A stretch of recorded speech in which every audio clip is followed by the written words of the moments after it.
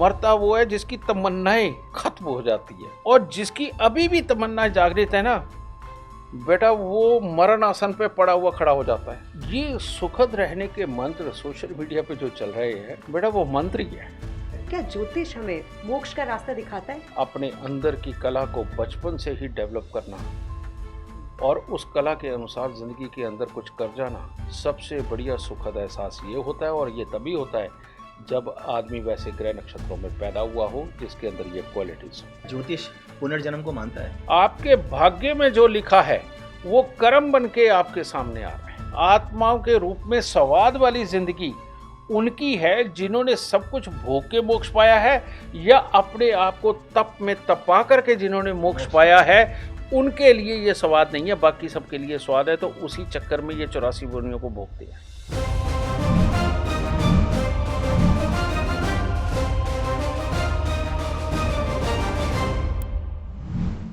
विदेश के इस पॉडकास्ट में आपका स्वागत है और आज मेरे साथ हैं मेरे को होस्ट सचिन शर्मा जी। विदेश में आज हमने जिन्हें अपने स्टूडियो में इनवाइट किया है वो है वशिष्ठ ज्योतिष के रचनाकार और जिन्हें आप और हम सब सुख की पहचान भी कहते हैं, गुरुदेव चिड़ी वशिष्ठ जी। गुरुदेव जय माता दी। जय माता की बेटा, माता रानी खुशियाँ दे, सुख बख्शे दादी। गुरुदेव से आज हम ज्योतिष विद्या, मनुष्य जीवन और साथ ही साथ ब्रह्मांड को समझेंगे, तो जुड़े रहें हमारे साथ। गुरुदेव, सुखी जीवन क्या है ज्योतिष के हिसाब से? सुखी जीवन का सही आधार क्या है ज्योतिष के दृष्टिकोण से? बेटा, हमारे यहाँ जब गुरु प्रवचन देते हैं तो वो सुखी जीवन का आधार एक बताते हैं कि काम, क्रोध, मोह, लोभ, अहंकार को छोड़ दो।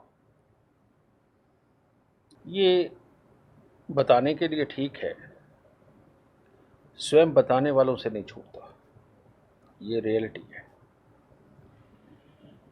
सुख या सुखी जीवन,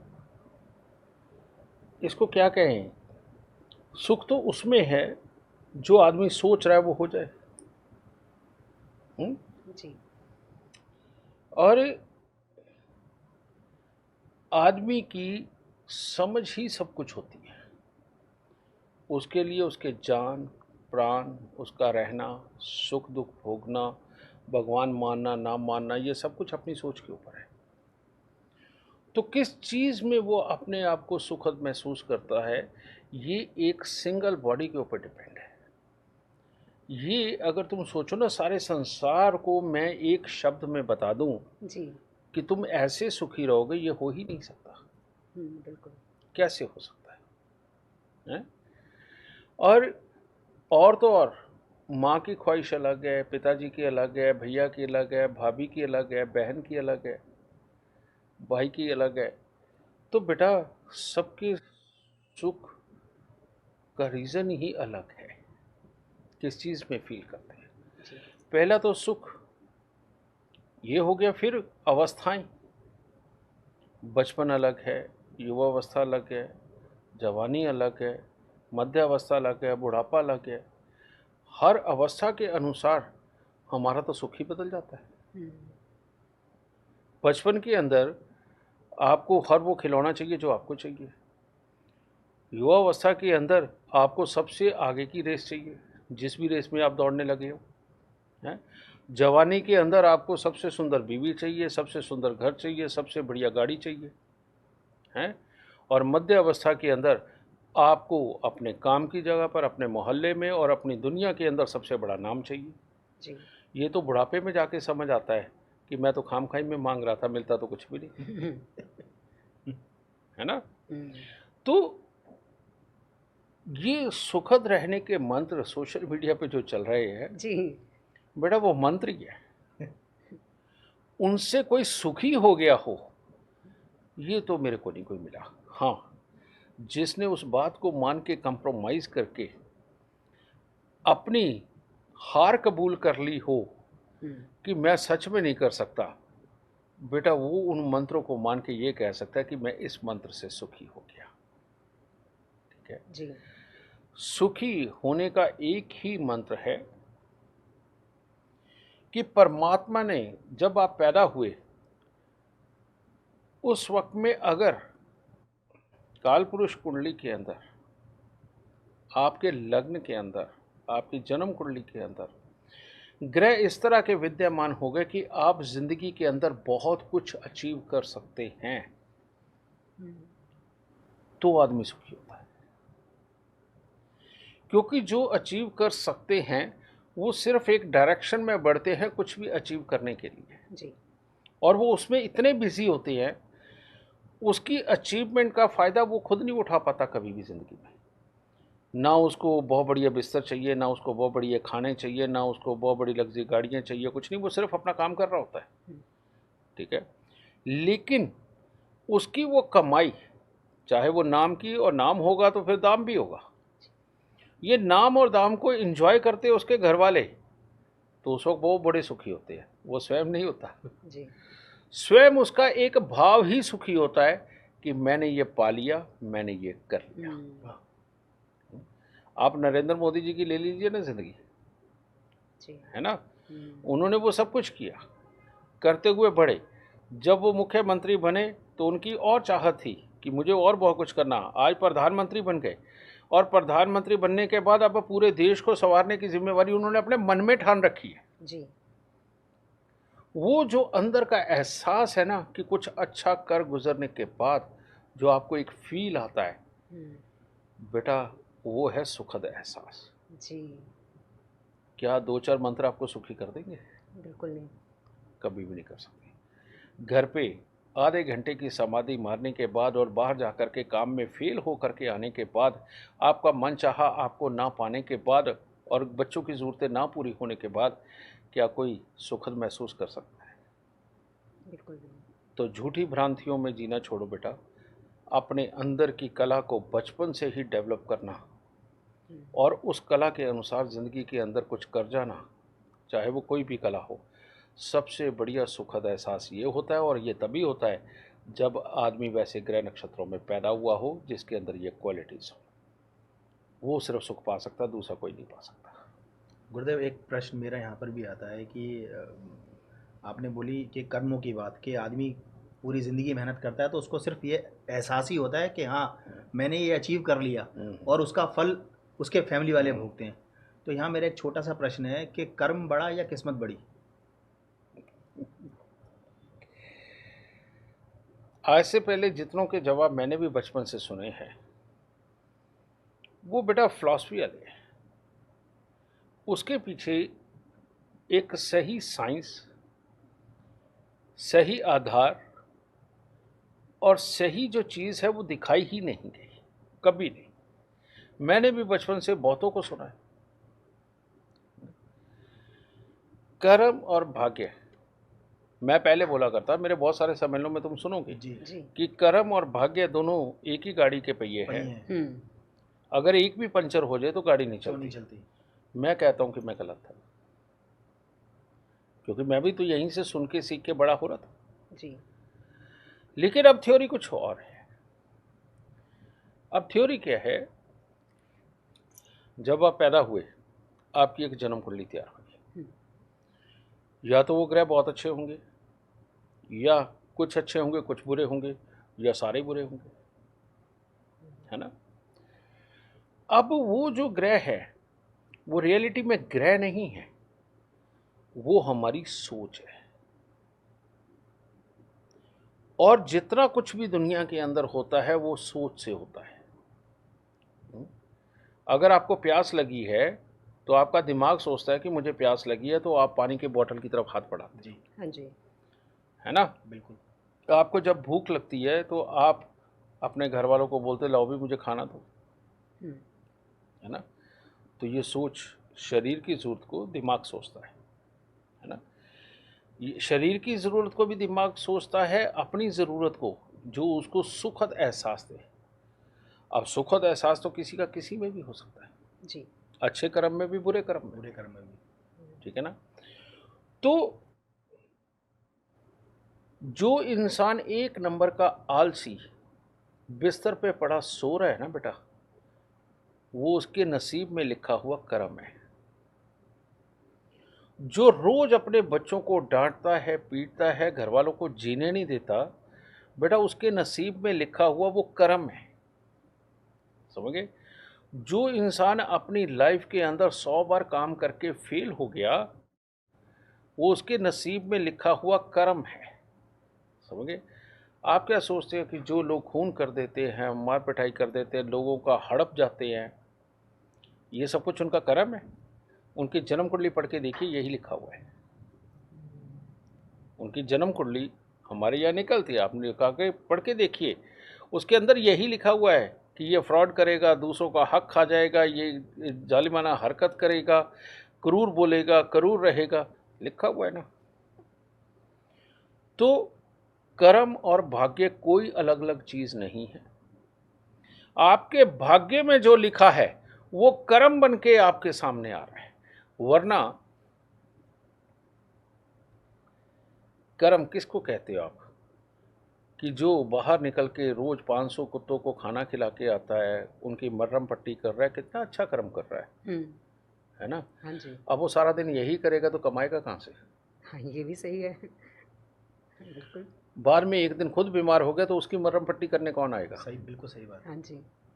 है ना। हाँ जी। इसी के लिए संस्थाएं खुली हैं, वो इसी नाम पे पैसा लेती हैं, वो कुत्तों की मर्रम पट्टी भी करवाते हैं और अपना घर भी चलाते हैं, और बड़े आराम से चलता है, लोग पैसे देते हैं, समझे। उनको कमाने की वो जुगत है। ये जो अच्छापन समझाया गया ना, बहुत ज़्यादा वाला अच्छापन जी। ये बेटा लोगों को टैकल करने का तरीका ही था कि ये बता दिया जाए, ताकि पहले भोले भाले लोग थे इन बातों में आ जाते थे। हाँ जी। लेकिन साइंस तो इतनी आगे बढ़ गई, आजकल तो 5वीं का बच्चा भी पूरी साइंस पूछता है। तो ये जितना भी है बेटा इस दुनिया के अंदर, जो पैदा जिस वक्त हम हुए हैं उस वक्त जो ग्रह छप गए, हमने उसी के अनुसार सोचना है, और जो सोचोगे वही आप कर्म करोगे, और जो कर्म करोगे वो रिजल्ट सामने आएगा। ये तीनों चीज़ें एक हैं, कर्म भाग्य को छोड़ दो जी। रिजल्ट तक भी जो है ना वो आपके पैदा होने के समय के हाथ में है, समझे ना। आज हमारे को लोग कुंडली दिखाने आते हैं, हम कुंडली देखते क्या करते हैं, हम उनका कर्म ही तो बताते हैं, हम उनका भाग्य ही तो बताते हैं। हाँ जी। समझेंगे ना, उनके भाग्य में कौन सा कर्म करना लिखा हुआ ये बताते हैं। नहीं तो आज की डेट में जो स्कूल टीचर है, आप उसे कह दो कि माउंट एवरेस्ट चढ़ जा, वो चढ़ जाएगा? नहीं। उसका कोई एक्सपीरियंस ही नहीं है, हाँ जी। और एक्सपीरियंस हो भी तो शायद ना चढ़ पाए। कारण ये कि भाग में नहीं लिखा हुआ है। और तो और यात्राएं तक भी भाग में लिखी होती है कि कौन ही अपने देश की यात्राएं करेगा, कौन विदेशों की यात्राएं करेगा, ये सब लिखा हुआ आता है, और आदमी का प्रोफेशन कुदरती वैसा बन जाता है ना। तो ये चीज़ है बेटा, कर्म भाग्य, और कर्म और भाग्य के अनुसार रिजल्ट, ये तीनों चीज़ें एक है, कोई चीज़ अलग नहीं है। गुरुदेव, हम आज आपसे ज्योतिष को समझने की कोशिश कर रहे हैं, तो क्या ज्योतिष की दृष्टि से हम भगवान के साकार रूप को देख सकते हैं, उसको समझ सकते हैं? अच्छा तुम बताओ पहले, भगवान क्या होता है? मुझे ऐसा लगता है कि जब हम मुश्किल में होते हैं, जो हमें उस समय हिम्मत देता है या जो हमें उस मुश्किल से बाहर निकालता है, चाहे वो एक इंसान भी हो, मैं उसे भगवान ही कहूँगी। मेरी नज़र में ये है। शाबाश, तूने बहुत अच्छा किया। सही बात यही है कि जो माँ बाप आपको बचपन से पाल पोस के बड़ा कर रहे हैं, जिन्होंने आपको नीचे गिरने से बचाया, जिन्होंने आप आग में जलने से बचाया, जिन्होंने आपको हर जगह प्रोटेक्ट किया और आपको साथ के साथ सिखाया, हाँ जी। वो सबसे बड़े भगवान हैं।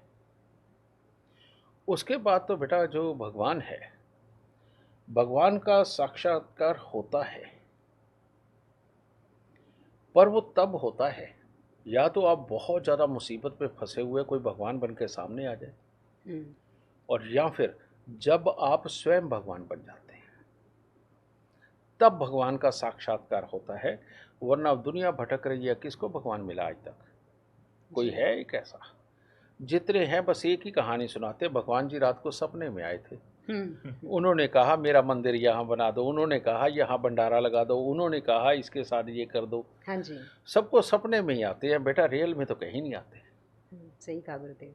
है ना। हाँ जी। ये सपने में आने वाली कहानियाँ तो आपने 100 सुनी होंगी। हाँ जी, हाँ जी, सुनी है ना, है।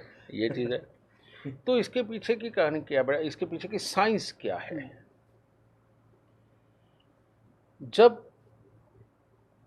आपको वाकई में विपदा पड़े और विपदा की आपकी विपदा को कोई ना समझे और आप उसके अंदर दुख ही दुख भोग करके जाएं और उस वक्त आपकी मदद पे कोई ना हो, तो बेटा तब इंसान कहता है हे भगवान तू कहाँ है, तू कहाँ है। मेरे बच्चे बिलबिला रहे हैं, मैं कुछ कर नहीं पा रहा, मेरे पास काम नहीं है, पैसा नहीं है, मैं हालात को ठीक नहीं कर पा रहा, घर में बीमारी है, मैं दवाई नहीं ला पा रहा। तब वो भगवान को बुलाता है। तो वहीं पर जब कोई पड़ोसी, कोई रिश्तेदार, कोई राहगीर उसकी इस बिलखने को सुन लेता है या उसको समझ लेता है देख के, उसकी जब मदद के लिए आता है ना, तो वो जो मदद के लिए आया वो भगवान होता है जी। और हमारे ऋषि मुनियों ने हर किसी को सनातन में भगवान बनने के लिए प्रेरित किया। जी। अब वो कैसे हुआ मैं तुम्हें बताता हूँ। हाँ जी। जिसको कि दुनिया भूलती जा रही है। हमारे यहाँ ना जब तक हम 5-7 घरों के अंदर दान ना दे दें, कुछ गरीबों को दिवाली नहीं मनाई जाती थी। उसमें सफाई कर्मचारी होता था, उसके अंदर दूर दराज का कोई गरीब होता था, उसके बच्चे होते थे, उनको भी कपड़े लेके देना नए, हाँ जी। उनके भी हाथ में पैसे रखना, मिठाइयाँ देना। ये जो दिवाली के ऊपर तेरे घर पे मैं लेके आता हूँ या मेरे घर पे तू लेके आती मिठाई है, ये थोड़ी कोई चलन था। हाँ जी गुरुदेव। ये चलन नहीं था। चलन ये था कि जो अभाव में जी रहे हैं लोग, जो दिवाली मना नहीं सकते, बेटा पहले उनको दो ताकि वो भी दिवाली आज खुशी के दिन में शरीक हो सके। हैं? ये दिवाली हुआ करती थी। तो उस दिन उनके घर पे जो ये मिठाई, पैसे, नए कपड़े उनके बच्चों के लेके आया, उनकी ज़रूरतें जो पूरी करने के लिए आया, आज का दिन खुशहाली भरा बनाने के लिए आया, तो देने वाला जो है ना उनके लिए भगवान हुआ करता था। और यही कारण है कि आज भी बहुत सारे नौकर अपने मालिक को मालिक बोलते हैं। मालिक का मतलब भगवान होता है जी। समझ गए ना। तो बेटा ये भगवान बनना होता है। और भगवान कौन है? खास करके वो समृद्ध इंसान जो 2-4 से लेके सैकड़ों हजारों तक को काम दे रहा है जी। वो भगवान है। वो नारायण वाला काम कर रहा है, जो स्वयं लक्ष्मी अवतार बन के लक्ष्मी को साथ लेकर के चल रहा है और बाद में लक्ष्मी को बांट भी रहा है जी। चलो इसी में थोड़ा सा अध्यात्म भी जोड़ते हैं। जी बिल्कुल गुरुदेव। बिल्कुल। तुमने सुना होगा कुबेर देव की पूजा करते हैं। हाँ जी। कि अगर ज्यादा धन चाहिए, धन के देवता हैं कुबेर, है ना। माँ लक्ष्मी ने उन्हें अलग कर दिया। समुद्र मंथन में जब माँ लक्ष्मी निकली तो कुबेर देव को डिपार्टमेंट दिया गया कि भाई लक्ष्मी जितना धन होगा आप संभालेंगे। कुबेर देव महाकंजूस, उन्होंने सारा अपने पास रख लिया, किसी को देते ही नहीं थे, किसी को नहीं देते थे। और बाद में भाई देवताओं की मीटिंग में तय हुआ कि ये तो अपने अपने पास ही रखी जा रहे हैं, दुनिया में बांट ही नहीं रहे। तो वहां पर क्या किया, कुबेर देव को हटा करके उस ओहदे से श्री गणेश जी को बिठाया गया। अच्छा। कि आप धन बांटेंगे। ठीक है। अब धन बांटने की कला कौन बताएगा कि किसको धन देना है? वो उसके लिए सहयोग के लिए माँ सरस्वती को बैठाया गया कि भाई जिसके पास प्लानिंग, अच्छी बुद्धि, बोलने में मीठापन, जो काम निकालने में चतुर, भाई गणपति जी उसको धन देते हैं। तो एक बिजनेसमैन से अच्छा कौन हो सकता है? बिल्कुल सही बात, जिसके अंदर ये सारी खूबियाँ होती हैं जी। है ना। और ऐसा बड़ा बिजनेसमैन या जो आपका एम्प्लॉई है, वो जैसे ही आपके सामने आएगा, एम्प्लॉयर के सामने, उसकी आंखें झुक जाती है, हाथ अपने आप जुड़ जाते हैं। जी गुरुदेव। तो बेटा मंदिर में भी जाके यही करते हैं। बिल्कुल सही बात बोली आपने। और एम्प्लॉयर के आगे आके एम्प्लॉय का भी यही हाल होता है ना। तो रियलिटी में बेटा आप में भगवान बनने की कितनी कुव्वत है, आप किस तरह से कौन कौन से काम करके कितनों को एम्प्लॉयमेंट दे सकते हो, कितनों का घर चला सकते हो, कितनों का ख्याल रख सकते हो, ये अब आपके ऊपर है। या यूँ कह लो कि आप कितनों के जीवन में भगवान का रोल प्ले कर सकते हो। सही बात है? क्योंकि आज उसकी आँख का ऑपरेशन होना उसके बच्चे की और उसकी जेब में पैसे नहीं, तो मालिक दे देता ना, जा बेटा तू डर का ही कुराया, जाके करा के आ, बिल्कुल जी। सही बात। है ना। हम्म, उसके खुद घर के अंदर कोई शादी विवाह हो गई, मालिक का फर्ज बनता है, आम दिनों में उसे 1100 रुपये टिप देता है, लेकिन उस दिन वो हो सकता है लाखों रुपए लेके जाए, जा कोई बात नहीं बेटा, इतनी देर हो गई तेरे को मेरे पास काम करते, ये भी तो हमारा ही फर्ज है, बिल्कुल सही। ये ले लाखों रुपए ले पकड़, तू चिंता मत कर, बहन की शादी कर, जी। है ना। तो भगवान से मांगने क्या जाते हो, परमात्मा मेरी बहन की शादी करवा देना, अच्छी तरीके से करा, मेरी इज्जत ना खराब हो जाए, हम्म, ये मालिक करता है पूरी तरह, समझे। और परमात्मा इस धरती के ऊपर जिनके हाथ की रेखाएं बहुत अच्छी होती हैं, जिनके कुंडली के ग्रह बहुत अच्छे होते हैं, उनको भगवान बना देता है, बाकियों को याचक बना देता है। तो यही सारी दुनिया में होता है, और इसको एक कड़ी हमेशा बनी रहे, इसीलिए हमारे ऋषि मुनियों ने हमारे समाज को, जितने भी हमारे समाज है, उनको संस्कार के रूप में दया करनी सिखाई, जी। मदद करनी सिखाई, एक दूसरे का अपना बनना सिखाया। अगर मुगलों के आने से पहले का हम भारतवर्ष देखें तो बेटा, और अंग्रेज तो बहुत बाद में आए, अंग्रेज़ों के आने से पहले का देखें तो वो हैरान ही इस बात पे थे कि इनको कौन हराए, ये बिल्कुल तो समृद्ध हैं, एक दूसरे का हाथ पकड़ के चलते हैं, एक दूसरे की मदद करके चलते हैं, ये तो लड़ते ही नहीं है। ये तो मुगलों ने आकर के लड़ना सिखाया, और जो इतनी कुरीतियाँ आई बाद में, ये जो सेल्फिशनेस आई, उसके बाद आई, क्योंकि उनमें इंसानियत थी ही नहीं, उनमें इंसानियत नहीं थी। ये इंसानियत का बसाव आपको अगर मिलेगा वो जम्बू द्वीप पे मिलेगा, और जम्बू द्वीप बेटा उधर श्रीलंका चाइना को बीच में लेते हुए और पीछे जा कर के ये कजाकिस्तान और अपना जितने भी ये स्थान हैं, वहाँ तक ये सारा जम्बू द्वीप ही तो था। तो इंसानियत यहाँ बसती रही है ना। लेकिन ये जितने स्थान वाले भी जो पीछे से आए, ये वो वहाँ पर भी ये रिफ्यूजी थे। तो ये एक तरह का इंसानियत को समझे बिना बिना पढ़े लिखे इंसान ये थे। यहाँ पर तो एक एक गांव के अंदर स्कूल, पाठशाला, गुरुकुल ये सब हुआ करते थे, और उसके अंदर कौन सी पढ़ाई होती थी? एक ही पढ़ाई होती थी कि आप किस चीज़ के भगवान बनोगे और क्या करके आप दुनिया का कल्याण करोगे। आप किस चीज़ के भगवान बनोगे, क्या करके दुनिया का कल्याण करोगे। बेटा भगवान बनना तो हमारे यहाँ सिखाया जाता था, जी। समझे। और ये सच बात है, एक इंसान ही भगवान बन सकता है, समझे।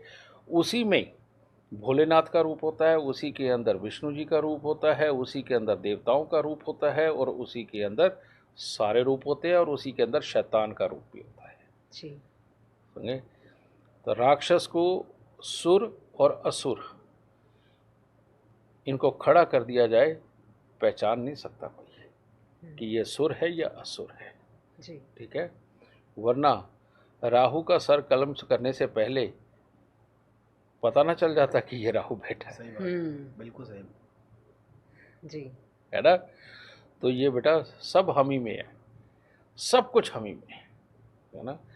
जैसे कुछ कंट्रियों के जो रहनुमा, जो प्रधानमंत्री या राष्ट्रपति हैं, हाँ जी। वो अपनी कंट्री के लिए जान लड़ा देते हैं, अपने लोगों के लिए जान लड़ा रहे हैं। और कुछ ऐसे ही कंट्रियों के मालिक भी हैं भाई, जो कंट्री को खा रहे हैं, बिल्कुल सही। दबा के खा रहे हैं, हाँ जी। समझ गए ना। तो या तो उसी को रखा जाता है जो दूसरों के लिए भी जीता है, जो दूसरों के लिए भी करता है, तो वही भगवान होता है बेटा। तो देख लो कहाँ पर भगवान बन के सुकून पाना है। जी। जी। गुरुदेव, क्या ज्योतिष पुनर्जन्म को मानता है? ज्योतिष पुनर्जन्म को मानता है। पुनर्जन्म होते हैं इसका मतलब? हाँ, ज्योतिष में बकायदा व्याख्या है इन चीज़ों की। जैसे मैं अपनी ही एक घटना बता देता हूँ। जब मैं पैदा हुआ तो मेरे चाचा दादाजी ने कहा मेरी दादी जी को जाके कि लो एक और ज्योतिषी पैदा हो गया। अच्छा। तो मेरी दादी जी ने, अपना देवर थे उनके, वो कहते तेरी तरह भूखा मरेगा। क्योंकि पहले ज़माना ये था, कोई कुंडली दिखा के गया तो कोई चवन्नी दे गया, कोई दवन्नी दे गया। बिल्कुल सही बात। तो कहते नहीं, ये अमीर ज्योतिष है, ये सैकड़ों को खिला के फिर सोएगा। उसके बाद में जो भृंगु ज्योतिष वाले हैं होशियारपुर वाले, तो वहाँ पर हमारी बहन भी आई, बड़े ताया जी की लड़की। तो वो शास्त्री जी हमारे घर पे आए थे, तो उन्होंने मेरी दादी को कहा, कहते ये बच्चा किसका है। उन्होंने बताया, तो उन्होंने मुझे गोद में भी उठाया, नाम किया। तो उन्होंने एक बात बोली, कहते ये पिछले जन्म का साधु था जी। कहते कुछ बहुत अच्छा खास इसने काम किए, कहते लेकिन अधूरा छोड़ के मर गया, कहते इस जन्म में ये पूरा करेगा। फिर उससे बड़ा हुआ 12 साल का, तो मेरे पहले गुरु श्री M.L. सूद साहब घर पे आए। वो मेरी माता जी की सहेली के जेठ थे। तो उन्होंने आकर के कुंडली देखी मेरी, जब उन्होंने मेरे माता जी ने दिखाई कि बहुत शरारती है ये, उन्होंने लपेट के कहा झोली कर डाल दी। कहते इसको कभी फिट्टे मुंह मत कहना। कहते क्या हुआ। कहते जिस आदमी ने पता नहीं लाखों लाख की कुंडली देखनी है, तो उसकी कुंडली मुझे दिखा रही है। तो अगर बेटा पुनर्जन्म नहीं होता तो वो शास्त्री जी ये शब्द न बोलते हैं। फिर आज की डेट में भी आपको बहुत सारी पुनर्जन्म की सत्य कथाएं आपको यूट्यूब पे, फेसबुक पे और गूगल में मिल जाएंगे। आप प्रत्यक्ष जाकर के मिलिए। उन लोगों को कोई लालच नहीं है, किसी का कुछ लूटना नहीं है। उन्होंने वो दो परिवार एक हो चुके हैं जी। कि जहाँ से वो मरा और जहाँ जाके पैदा हुआ, समझ गए, वो सब कुछ हो चुका है। पुनर्जन्म तो है, और पुनर्जन्म की बातें ग्रह करते हैं, यानी कि ज्योतिष के अंदर, हाँ ज्योतिष के अंदर ये बताया जाता है। शनिवार में हो, बृहस्पति 7वें में हो, चंद्रमा 9वें में हो, बताते हैं। और ज्योतिष बाकायदा पुनर्जन्म को मानता है, लेकिन सिर्फ उन्हीं आत्माओं को बारे में इसका जिक्र किया जाता है ज्योतिष के अंदर, या तो जो बहुत बुरी होकर के आई हैं या जो बहुत अच्छी होकर के आई है। आम हर किसी के बारे में ये चीज़। बहुत से लोग ये कहते हैं कि हमें मोक्ष चाहिए जीवन में। अगर आपको जीवन में मोक्ष मिल गया तो समझो आपको परमात्मा मिल गए। तो क्या ज्योतिष हमें मोक्ष का रास्ता दिखाता है? अनु, बहुत बड़ा सवाल है। मेरे लिए तो अच्छा है, पर दुनिया के लिए बड़ा बुरा है। वही हमें आपसे समझना है। क्योंकि जो इसकी असली व्याख्या है जी। वो कोई नहीं हजम कर पाएगा, कोई नहीं हजम कर पाएगा। ये सच्चाई है। कारण क्या? मोक्ष, मोक्ष का मतलब है मरते हुए जब आपके मन में कोई तमन्ना ना हो, आप पूरा अपने आप को सरेंडर करके इस तरह से बैठे हुए हैं कि नहीं, मैंने अपनी सारी जिम्मेवारियां पूरी कर ली, मैंने जीवन के अंदर जो भी कार्य करने थे मैंने वो सारे निपटा लिए, और अब मेरे को कहीं पर भी मोह माया नहीं रही, मैं करके थक गया जी। तो अब तो अच्छा है कि मैं एक अच्छी आत्मा के रूप में जी लूं, प्रभु चरणों में जाके लीन हो जाऊं। उसे बोलते हैं मोक्ष।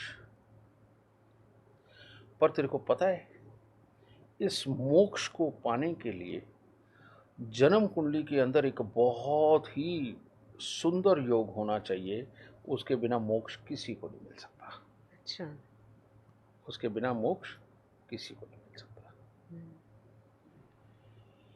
पहले मैं ये बताऊंगा, बाद में जिस तरीके से मोक्ष पाना दुनिया के अंदर तुम्हें दिखाया, समझाया, पढ़ाया गया, मैं फिर वो भी बताता हूँ। जी। मैं गुरुदेव एक प्रश्न यहाँ बीच में आपको मैं आपसे ये पूछूंगा। ये तो आपने आज के परिवेश का मोक्ष प्राप्ति का रास्ता बताया आपने, तो जो ये कंदराओं में साधु महात्मा बाबा जो ये कमंडल हाथ में उठाए बड़ी बड़ी जटाएं करके ये घूम रहे हैं, ये किसके लिए घूम रहे हैं? मैं यही बताने लगा था कि पहले मैं ये वाला मोक्ष बताऊंगा जो मैंने कहा है, अच्छा, सब कुछ भोगने वाला, और एक मैं वो बताऊंगा जिसको तुम जानते हो। अच्छा। मैंने यही सब बोला था। बिल्कुल, वो ये बड़ा मतलब कंट्रोवर्शियल टाइप का है ये। हमारे राजे महाराजे हुए करते थे। अगर हम राजा दशरथ जी को भी ले लें, कितनी रानियां थी उनकी? 4। नहीं बेटा, सैकड़ों थी। नहीं, हमने तो 4 ही हमने देखी मैं है। 4 ही पता है हाँ तुम्हें। जी, हमें 4 ही पता है जाइए गुरुदेव। आप जा कर के देखिए, पढ़िए दोबारा कि सैकड़ों थी। दशरथ जी की रानी। हाँ हाँ, ठीक है, 300 समथिंग थी। अच्छा। ठीक है, ये भी बता। उसके बाद में और बड़े बड़े इतने राजाएं हुए हैं, उनके पास पे भी अगर आप देखो तो उनके पास जर जोरू ज़मीन किसी चीज़ की कोई कमी नहीं थी। हाँ जी। वो सारे सुख भोगते थे, लड़ने वाली जगह लड़ते भी थे, जहाँ राक्षस के रूप में कोई सामने आ गए वहाँ अपनी ताकत भी दिखाते थे और अपने लोगों को बचाते थे। लेकिन अगर आप भोग की बात करें तो दुनिया का कोई ऐसा ऐश्वर्य नहीं है जो वो नहीं भोगते थे। कोई ऐसा ऐश्वर्य नहीं है। तो कैसे कह सकते हो कि ऐश्वर्य भोगने वाला इंसान पापी होता है? नहीं। जो जबरदस्ती किसी का ऐश्वर्य छीन के भोगता है वो पापी वो होता पापी है। होता है। वाह। जिसके पास या उसका खुद का कमाया हुआ या स्वेच्छा से उसके पास आया हुआ जो ऐश्वर्य होता है वो पाप पाप नहीं नहीं होता। होता। जी। बहुत बढ़िया गुरुदेव। और ये किसके पास होता है?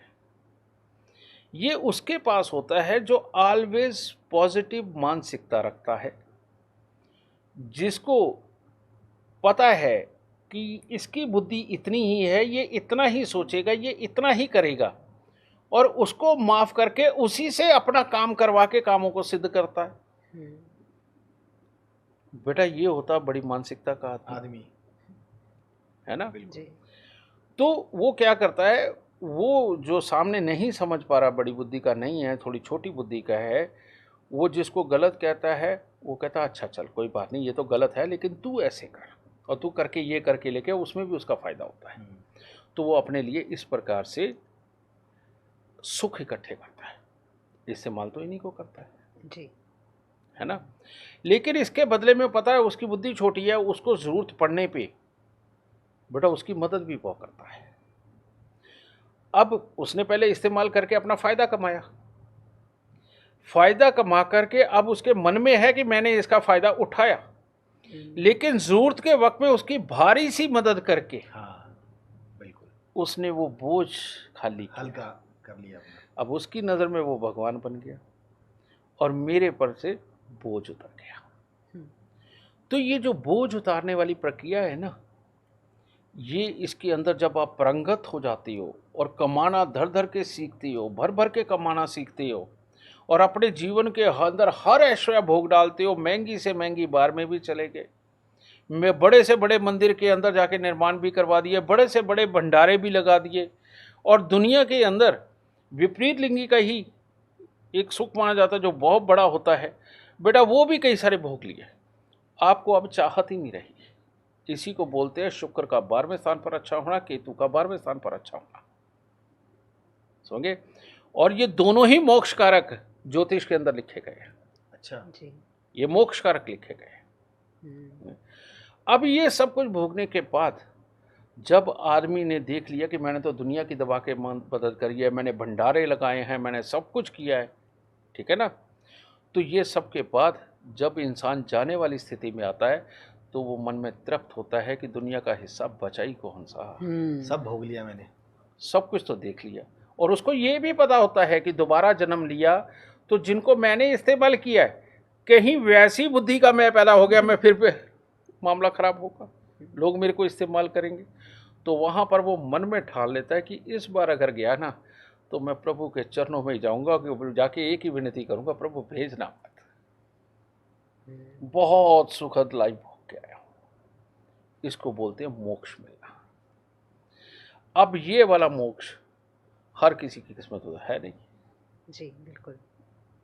पैदा ही नहीं होते, बहुत रेयर होते हैं, कम होते हैं लोग, टिप्स के ऊपर गिने जा सकते हैं ऐसे कितने लोग होते हैं। अब बाकियों को मोक्ष चाहिए,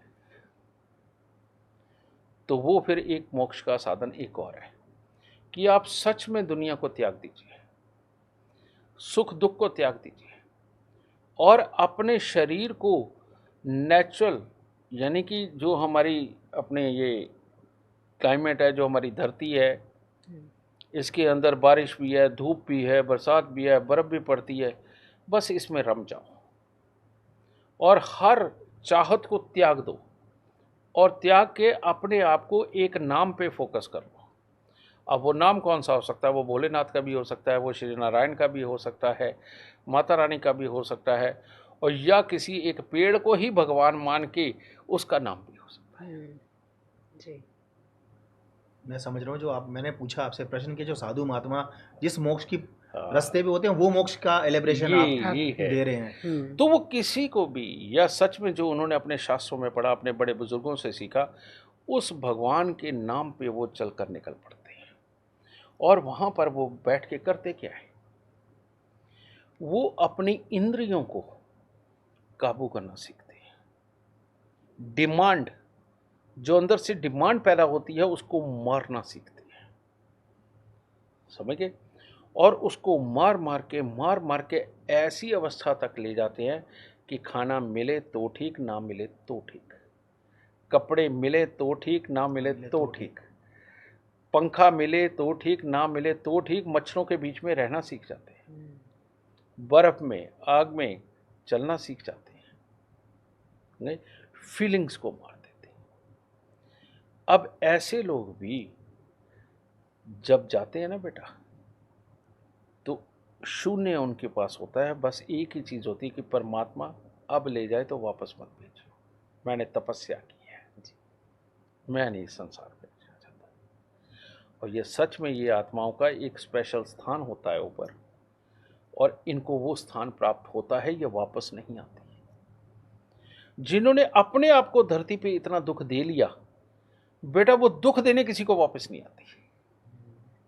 वहां पर भी बकायदा इनके समाज है बेटा, वहां पर भी इनके देश है। तो जहां ये आत्माएं रहती हैं, बस ये वहीं रहती है, वे बाद में नीचे नहीं आती। तो गुरुदेव 84 लाख जो जो हमने सुना है बचपन से कि 84 लाख योगिनी योग होते हैं, जिसमें जन्म लेता है आदमी, फिर मरता है, जन्म लेता है, वो क्या 84 लाख योनियों का क्या? 84 लाख नहीं बेटा, 84 प्रकार की योनियां होती है। समझिए ना, ये होती है। ये तो परमात्माएं आपने बताई कि जो इस तरह की जो अपनी इच्छाएं पे कंट्रोल कर लेते हैं, अपनी इंद्रियों को काबू में कर लेते हैं, वो मोक्ष प्राप्त कर लेते हैं। अब अगर तू योनियों की बात करे तो बेटा, योनियां क्या है? योनि वो मार्ग है जिससे कि जीव धरती पे आता है ना? तो अगर तू देखे, अब घोड़े तो कई ब्रीड के हो सकते हैं, कई तरह के हो सकते हैं, लेकिन वहां योनि एक ही पाई जाएगी। कीट पतंगे हजारों तरह के हो सकते हैं, लेकिन योनि एक ही तरह की पाई जाएगी। अच्छा। अब इंसान इतनी तरह के हैं, योनि एक ही मानी जाएगी। तो ये खोजी गई वो 84 योनियाँ ऐसी हैं कि जो एक योनि में से पैदा हुआ जीव हो सकता है हजारों साल जी जाए, और एक योनि में से पैदा हुआ कोई भी ऐसा जीव जिसकी लाइफ 1 घंटे की, 2 घंटे की, 4 घंटे की, 2 दिन की या 2.5 दिन की हो, है ना? इनमें से पैदा होने वाले जीवों को योनि बोला जाता है। अच्छा, ठीक है। लेकिन इसका एक बहुत बड़ा सत्य है। सत्य क्या होता है? जो अतृप्त आत्माएं, जो अपने साथ अभी बहुत सारी फीलिंग्स, भाव लेकर के चलेगी कि मैंने तो अभी लाइफ में ये भी नहीं किया, ये भी नहीं किया, फलाने से बदला लेना था, फलाने से वो लेना था, ये लेना था, इन भावों के साथ जो मरते हैं ना बेटा, उनको मोक्ष नहीं मिलता। वो सी ग्रेड की आत्माएं होती हैं, वो कभी भी एक लेवल के बाद ऊपर नहीं जाते। वो प्रेत, जब आदमी मरता है तो ये अंगुश जितना होता है, वो प्रेत के रूप में होता है, समझे ना? और वो अतृप्त आत्मा के रूप में अभी भटक रहा होता है।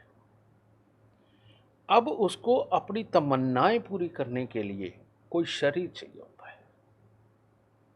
अब वो जो शरीर है, शरीर फिर वो किसी रूप में भी, और इनके अंदर जो भी चीज़ है वो भोग और संभोग से ही जुड़ी हुई है। भोग अच्छा। यानी कि खाना पीना, लालच, जो हमें चीज़ें चाहिए, और संभोग विपरीत लिंगी, इंटीमेसी। हाँ, तो इस चीज़ के लिए ये प्रेत आत्माएं कुछ भी करती हैं, किसी भी हद तक जाती हैं, है ना? अब ये कहीं तक भी जाने का कारण क्या है कि इन्होंने यहाँ पर ये स्वाद देखे। स्वाद सिर्फ धरती पे है, एक शरीर धारण होने के बाद ही स्वाद है, बाकी तो निस्वाद जिंदगी है आत्माओं के रूप में। आत्माओं के रूप में स्वाद वाली जिंदगी उनकी है जिन्होंने सब कुछ भोग के मोक्ष पाया है, या अपने आप को तप में तपा करके जिन्होंने मोक्ष पाया है, उनके लिए ये स्वाद नहीं है, बाकी सबके लिए स्वाद है। तो उसी चक्कर में ये 84 योनियों को भोगते हैं कि चल अभी इधर नहीं जन्म मिल रहा, उधर चलते हैं, उधर से निकलेंगे उधर चलते हैं, उधर से उधर चलते हैं। ये इन भोग के चक्रों में ही होता है। और हर एक योनि में यही झगड़ा है जर जोरू जमीन का। जानवर अपनी निशानदेही लगाता है, ये इलाका मेरा है, और विपरीत लिंगी के लिए मर भी जाता है। और जो जर है यानी कि पैसा, आम इंसान के लोगों के लिए एक घर, गाड़ी और कमाने वाला पैसा, ये पैसा होता है। जानवरों के लिए पैसा क्या होता है? शिकार करके लाना, उनके लिए वो पैसा है। समझिए ना जी। तो बेटा खेल तो सारा यही है, जिस मर्जी योनि में चले जाओ। तो जब उनको आत्मा के रूप में ये समझ आता था, फिर वो अलग अलग योनियों में यही खेल भोग के आते हैं। समझिए ना, ये हालात होता है। लेकिन इसका एक मैं बहुत बड़ा एग्जांपल देना चाहता हूँ। जी जी जरूर। एक इंसान की इच्छाएं बहुत बड़ी हो सकती हैं, बहुत बड़ी, और उन बड़ी इच्छाओं के भंवर में फंस के ना इंसान, एक अच्छा खासा इंसान भी राक्षस बन सकता है। जी। है ना? बिल्कुल। चलो हम धरती पे हुए सबसे बड़े राक्षस की बात कर लेते हैं, दशानन, रावण। है ना? हाँ जी। अब अगर रावण के सच में 10 सर थे तो एक कटता तो बाकी 9 रह जाने चाहिए थे, और दूसरा कटता तो 8 रह जाने चाहिए थे।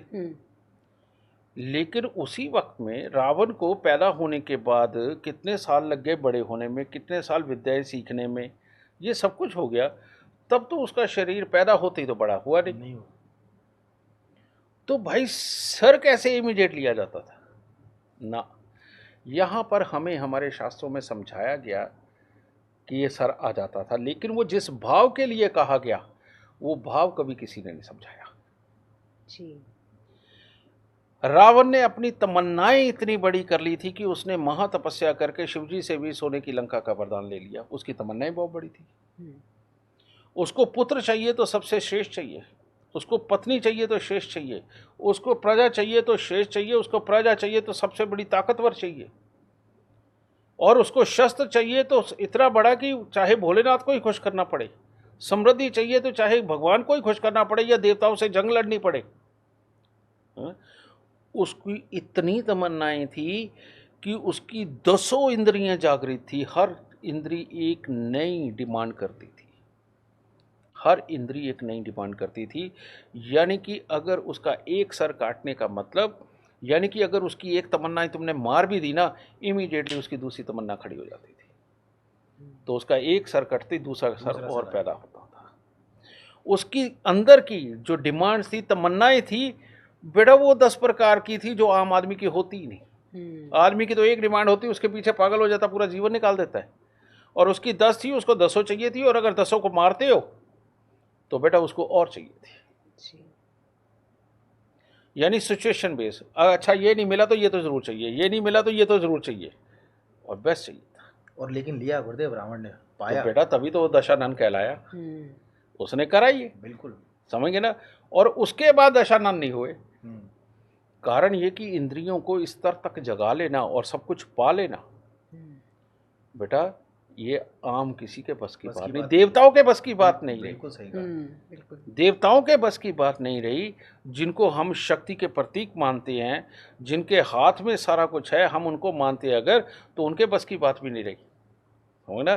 तो ये दशानन तो एक ही हुआ है जी। और वो रावण रहा, और जिसने सारी की सारी अपनी इंद्रियां जगा रखी थी और सबकी डिमांड को फुलफिल करने की ताकत अपने अंदर भर रखी थी, तो वो गया मोक्ष को, मरा भी राम जी के हाथों से। हाँ जी। क्योंकि उसे पता था इनका खात्मा तो होना ही नहीं कभी, ये तो जागी हुई हैं। और जब आपकी इंद्रियां इतनी सारी जागृत रहे, आपकी उम्र लंबी हो जाती है। मरता नहीं आदमी, मरता वो है जिसकी तमन्नाएं खत्म हो जाती है। वो लड़ लड़के जो हार गया होता है, लड़ लड़के जो हार गया होता है वो मरता है। और जिसकी अभी भी तमन्नाएं जागृत है ना बेटा, वो मरण आसन पे पड़ा हुआ खड़ा हो जाता है। आपको साइकोलॉजी में समझाया जाता है, आपको डॉक्टरी लैंग्वेज में समझाया जाता है। पहले तो पीछे कितने एक्सपेरिमेंट भी हुए, हॉस्पिटल के अंदर बेहोश पड़े आदमी को उसकी बातें बताई जाती थी कि भाई अगर इसको हिलाना तो इसकी बातें सुनाओ, इसे बताओ इसे कौन से काम बाकी करने हैं। वो ट्रीटमेंट ज़्यादा काम आता था। तो तमन्नाएं जीने को प्रेरित करती हैं और हार चुका आदमी मरने को बुलाता है कि भाई रहने दे, मेरे बस की बात नहीं है। तो इसका मतलब है कि गुरुदेव तमन्नाएं हमें हमेशा रखनी चाहिए अपने अंदर। तमन्नाएं हमेशा अच्छे वाली रखो जी। जो अपना और अपनों का भला कर सके, अपने साथ जुड़ने वालों का भला कर सके। वरना बुरी तमन्नाओं के साथ आप लूट लो, घसूट लो, कुछ भी कर लो बेटा, कितना भी पैसा इकट्ठा कर लो, अंदर एक गिल्टी ऐसी होगी, ऐसे गिल्टी कॉन्शियस होगे कि मरने से पहले सारी याद आ जाएंगी और एक ही बार में कहोगे ये मैंने क्या अनर्थ किया। और फिर वो जो पछतावे की आग है ना, वो आपको वो ए क्लास का जो क्षेत्र है जहाँ पुण्य आत्माएं रहती, जिन्होंने सब कुछ भोग के, जिनको आप कह रहे हैं कि मोक्ष प्राप्त कर चुकी है, वहाँ का रास्ता तो कभी ये आत्मा देख ही नहीं सकती। उसे वापस जन्म लेना पड़ेगा।